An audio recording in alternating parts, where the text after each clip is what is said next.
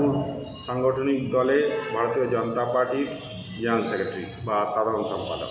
দেখা যাচ্ছে যে তৃণমূল কংগ্রেস ওদের পাঁচালি নিয়ে মানুষের কাছে যাচ্ছে, যে আপনাদেরকে শিক্ষা পাঠ করাচ্ছে, আপনি কি বলবেন এটি বা আপনারা? দেখুন, আমাদের পাঁচালি নিয়ে যাওয়ার দরকার পড়ে না। ভারতীয় জনতা পার্টি যেসব রাজ্যে ক্ষমতায় আছে সেই সব রাজ্যে কোনো পাঁচালির দরকার পড়ে না, কারণ উন্নয়ন করে দেখিয়ে দিয়েছে। মানুষের কাছে বলতে হয় না, মানুষ নিজেরাই বলে। আমরা ভারতীয় জনতা পার্টি সেই মন্ত্রে বিশ্বাসী, আমরা সেইভাবেই কাজ করি। আর বাকি তৃণমূল কংগ্রেস যেটা পাঁচালি নিয়ে যাচ্ছে, আমরা এই পাঁচালি এর আগেও দেখেছি। 2000 ইলেকশনের আগে যখন অনুব্রত মণ্ডল চম ঢাক পিটিয়েছিলেন এবং বলেছিলেন এটাই উন্নয়নের পাঁচালি। আমরা উন্নয়নের পাঁচালি দেখেছি, যেখানে আমাদের মাননীয় শিক্ষামন্ত্রী দিনের পর দিন জেল খেটে আসেন। আমরা এরমও দেখেছি এখানে শেখ শাহজাহান, যে দিনের পর দিন গণধর্ষণ করে, একজন ধর্ষণকারী, সে জেলে বসে আজকে উন্নয়নের পাঁচালি চালাচ্ছে। তো কাজেই এটা পশ্চিমবঙ্গের মানুষকে বলার কোনো প্রয়োজন বোধ করে না। উন্নয়নের পাঁচালি শুনছে, শোনে এবং এখান দিয়ে ঢোকায়, ওখান দিয়ে বের করে দেয়। এই সরকারটাকে দেখে নিয়েছে। এই সরকারটা 2026-এ ইমিডিয়েট জনতার দরবারে বিসর্জিত হয়ে গেছে। যত দেখা যায় যে কেন্দ্রীয় মন্ত্রী থেকে আরম্ভ করে কেন্দ্র থেকে যেভাবে পরিযায়ী পাখিদের মতো আসে, পরিযায়ী পাখিদের মতো উড়ে চলে যায়, সেখানে সিঙ্গুরে প্রধানমন্ত্রী মাননীয় নরেন্দ্র মোদী যেখানে ঢুকেছিলেন, সেখানে ওনারা অভিযোগ করছেন যে একটা শিল্পের কোনো কথা উনি বলেন। এই বলি, প্রথম কথা হচ্ছে পরিযায়ী পাখি যেটা বলছেন আপনারা, আমাদের ভারতীয় জনতা পার্টি সর্বভারতীয় দল। এই সর্বভারতীয় দল, এদের আমাদের দিল্লি থেকে কেন্দ্রীয় অঞ্চল হচ্ছে, কেন্দ্রীয় অফিস হচ্ছে দিল্লি, এবং সেখানকার আমাদের প্রধানমন্ত্রী হচ্ছেন নরেন্দ্র মোদী। যেটা ভারতীয় জনতা পার্টি এরকম একটা দল যেটা সারা বিশ্বের বৃহত্তম দল। আজকে 18 কোটি যার মেম্বারশিপ হয়েছে, যেটা চীনের কমিউনিস্ট পার্টিকেও ছাড়িয়ে গেছে। সেই দলটার আমরা দিল্লিতে যদি কেন্দ্রীয় অফিস হয়, দিল্লির নেতারা অবশ্যই আসবে, সারা ভারতবর্ষ থেকে আসবে। এটাকে পরিযায়ী পাখি কে কী বললো না বললো তাতে আমাদের কিছু যায় আসে না, কারণ আমরা জানি আমাদের দল সর্বভারতীয় দল। আমাদের দিল্লির নেতারা অন্ধ্রপ্রদেশেও যায়, ব্যাঙ্গালোরেও যায়, দিল্লির নেতারা কাশ্মীরেও যায়, দিল্লির নেতারা বাংলাতেও আসে, দিল্লির নেতারা আসামেও যায়। কাজেই এটা নিয়ে আমাদের কোনো ভূক্ষেপ নেই। নির্বাচন আসার আগে কেন এত ইডি সিবিআই এর তৎপরতা বেড়ে যায়, পরে কেন ঝিমিয়ে পড়ে, কেনই বা এতদিন যে এলো তাদেরকেই বা কেন মুক্তি দেওয়া হচ্ছে, কারণটা কি জনগণ জানতে চাই। মানুষকে ভুল বোঝানো হচ্ছে, মানুষ ভুল বুঝছে। আমরা ইডি সিবিআই স্বায়ত্তশাসন, এরা নিজেরা নিজেদের মতো চলে। আমরা আমাদের পার্টি, আমাদের সরকার এটা বিশ্বাস করে না এদের কাজে ইন্টারফেয়ার করা, তো করেও না। ভারতীয় জনতা পার্টি কখনো ইন্টারফেয়ার করে না। যেটাই কিছু বামপন্থী দল আছে, তৃণমূল কংগ্রেস, এরা সবসময় অপপ্রচার করে বেড়ায় যে ইডি সিবিআইকে কিছু করে না। ইডি সিবিআই যা করার, আমাদের তো এরমভাবে হয় না। ইডি সিবিআই যেটা করবে সেটাই, কারণ আমাদের মাথার উপর সুপ্রিম কোর্ট আছে, হাইকোর্ট আছে। আমরা সেই কোর্টে বিশ্বাসী। আমরা জানি জনগণের দরবার আছে, জনগণ এর বিচার করবে। আজকে কোর্টে যদি ইডি সিবিআই গেল, প্রুফ দিল, তারপরে ওরা এরম লয়ার লাগাচ্ছে যেখান থেকে বেল পেয়ে চলে আসছে। আমরা সেরকম প্রুফ দিচ্ছি, কিন্তু তাতে ওরা কি করছে, এই মমতা ব্যানার্জির সরকারটা, এরা এরকম কোনো কিছু করে না, কোনো কিছুতেই পড়াও করে না, কোনো কিছুকেই তোয়াক্কা করে না, সুপ্রিম কোর্টের রায় মানে না। সেইরকম একটা সরকারের এরা সব কিছুই, যতই আমরা এভিডেন্স নিতে যাই, সেই সব এভিডেন্স এরা জ্বালিয়ে দেয়। এদের সেই স্পর্ধাটা আছে। তারপরেও যদি মাননীয় সুপ্রিম কোর্ট আজকে আমাদের দেশে সর্বাধিক যেটা আমরা সবাই বিশ্বাস করি, মানি, আমাদের সুপ্রিম কোর্ট যেটা বলবে সেটা সবাই মানে, একমাত্র মমতা ব্যানার্জি ছাড়া কাজে কিছু করার। তাহলে ইডি সিবিআইয়ের হাত থেকে, হেফাজত থেকে কী করে হার্ড ডিস্ক বেরিয়ে যায়?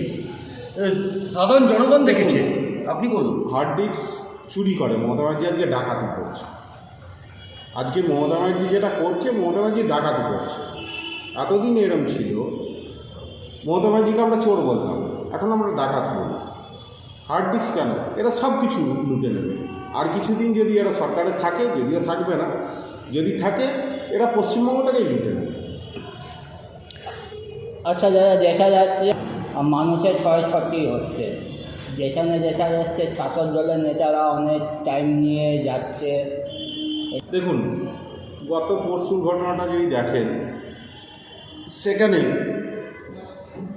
আগুন লাগার 48 ঘন্টা পরে আমাদের মাননীয় দমকল মন্ত্রী সেখানে গিয়ে পৌঁছালেন। তার আগে উনি নানান রকম নাট্যমেলায়, খাদ্যমেলায়, মুখ্যমন্ত্রীর সভায় সেই সব জায়গাতে ব্যস্ত ছিলেন। ওনার দেখার সময় নেই কী করে এতগুলো লোকের প্রাণ গেল। কাজে এই সরকারটা এইভাবেই চলছে, এদিকে কিছু নতুন করে ব্লেম দেওয়ার নেই। মানুষও বোঝে। আজকে সবাই প্রত্যেকেই ওখানে চেয়েছিল যে হ্যাঁ দমকল মন্ত্রী গিয়ে ওনার পাশে থাকুক, ওই সব পরিবারগুলোর পাশে থাকুক। থাকেনি, এরা থাকবেও না, এরা কোনোদিনই ছিল না। পশ্চিমবাংলার ভোট কৌশলীতে এবার নীতিন নবীন, কিভাবে দেখছেন বিষয়টা, কতটা এগিয়ে যেতে পারবেন? নীতিন নবীনজি এটা সর্বভারতীয় একটাই দল আজকের দিনে, ভারতীয় জনতা পার্টির পক্ষেই সম্ভব একটা নামগোত্রহীন লোককে নিয়ে এসে আজকে আমাদের দলের সর্বভারতীয় সভাপতি পদে বসাতে পারে। তার মধ্যে ট্যালেন্ট ছিল, তিনি সেইরকম দলের কাজে করে এসছেন, অনেক ইলেকশান জিতিয়ে এসছেন।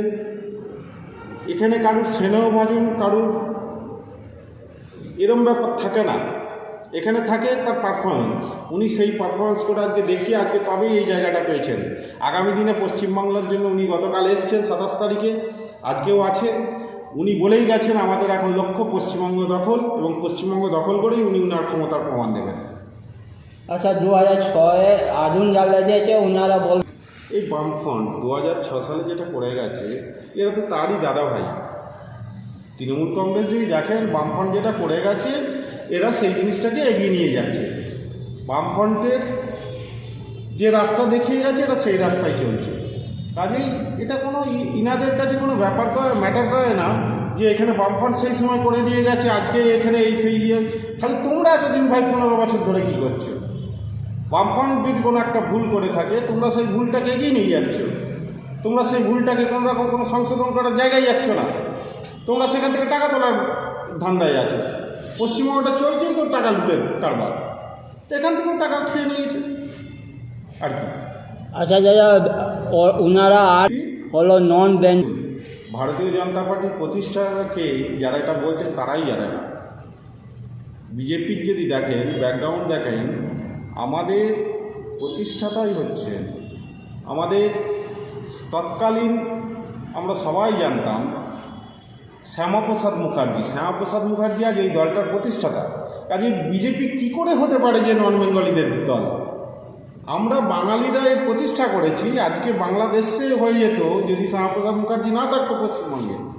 উনিই লড়াই দিয়েছিলেন, উনিই আজকে বাংলাদেশ থেকে পশ্চিমবাংলাকে আলাদা করেছিলেন। আজকে আমরা যদি ইতিহাসটা আমাদেরকে জানতেই দেয়নি বামফ্রন্ট সরকার, কংগ্রেস সরকার, আমরা যদি কোনোদিন আমাদের দেশের ইতিহাসটাকে ঠিকঠাক করতাম, যবে থেকে দেশ স্বাধীন হয়েছে সেই স্বাধীনতা আন্দোলনের পর থেকে আপনি যদি দেখেন একের পর এক মুসলিম শিক্ষামন্ত্রীকে বসানো হয়েছে। কংগ্রেস সরকার কোনোদিন চায়নি ভারতবর্ষের আসল ইতিহাসটা কি পড়ানো হবে। কাজেই মানুষের ভুলভ্রান্তি থাকতে পারে, অনেক মানুষকেই তারা জানে না, তাদেরকে বোঝানো হয় না, তাদেরকে এইভাবেই বোঝানো হয় যে এটা তো নন বেঙ্গলিদের পার্টি। অথচ এটা সবাই জানে যারা শিক্ষিত মানুষ, তাদের কাছে এটা প্রমাণ করার নেই, এটা করার নেই যে শ্যামাপ্রসাদ মুখার্জির দ্বারা এই দলটা প্রতিষ্ঠা হয়েছে। আর চন্দ্রেশ আর করতে পারে আজ পর্যন্ত কেউ দেখাতে পারবে যে আমরা সংবিধান মানিনি? আমরা একটা সাংবিধানিক দল ভারতীয় জনতা পার্টি ভারতবর্ষের সংবিধানকে সেইরকম একটা জায়গা দিয়েছে যেটা আজ পর্যন্ত কোনো সরকার এখানে দিয়ে যায়নি।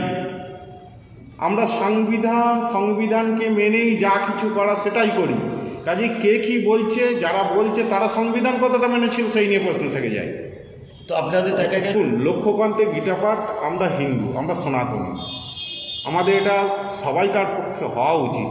আজকে যদি আপনি মুসলিমদেরকে দেখেন, তারা কিন্তু প্রত্যেকে নামাজটা পড়ে, কেউ কেউ 5 বার নামাজ পড়ে দিনে, কেউ শুক্রবারে গিয়ে নামাজটা পড়ে। আমরা কিন্তু ভারতীয় জনতা পার্টি আসার পরে আমরা অন্তত হিন্দুত্বটা, সনাতনীটা কী জিনিস সেটা কিছুটা হলেও শিখতে পারছি। তার আগে তো আমরা কেউ কিছু মানতামই না। কাজেই কিন্তু আমি যে হিন্দু, আমরা বলি আমরা বাই বার্থ হচ্ছি হিন্দু, এটা আগে হওয়া উচিত। আমি যেমন ভারতবাসী, আমি যেমন প্রথম ভারতবাসী, আমি তেমনি প্রথম হিন্দু, এটা আমরা প্রথম সনাতনী। এই জিনিসটা মানুষের মনে ভারতীয় জনতা পার্টি পৌঁছে দিচ্ছে এবং এই শিক্ষাটা দান করছে। আচ্ছা, যারা জোয়ান আছে দেখুন, ভারতীয় জনতা পার্টি আমাদের মাননীয় রাজ্য সভাপতি প্রথমে যখন এসছিলেন, যখন নতুন নবনির্বাচিত হলেন, তখন প্রথমে এসে বলেছিল আমরা সেই সব মুসলিমদের বিরোধী নই যারা 1947 সালে ভারতবর্ষকে ভারত মাতা ভেবেই এই দেশে থেকে গিয়েছিল। আমরা সেই সব মুসলিমদের বিরোধী যারা ওপার থেকে আসছে, বাংলাদেশ থেকে আসছে, পাকিস্তান থেকে আসছে, এদিকে মায়ানমার থেকে আসছে, এসে টেরোরিস্টের জন্ম দিচ্ছে। আমরা সেই মুসলিমগুলোকে বিরোধী এবং আমরা আগামী দিনে এটাই শপথ নিয়েছি, এই সব লোককে এখান থেকে ভারতবর্ষকে এখান থেকে ভাগিয়ে ভারতবর্ষকে টেরোরিস্ট মুক্ত করব এবং সুন্দর একটা সমাজ ব্যবস্থা করে তুলব।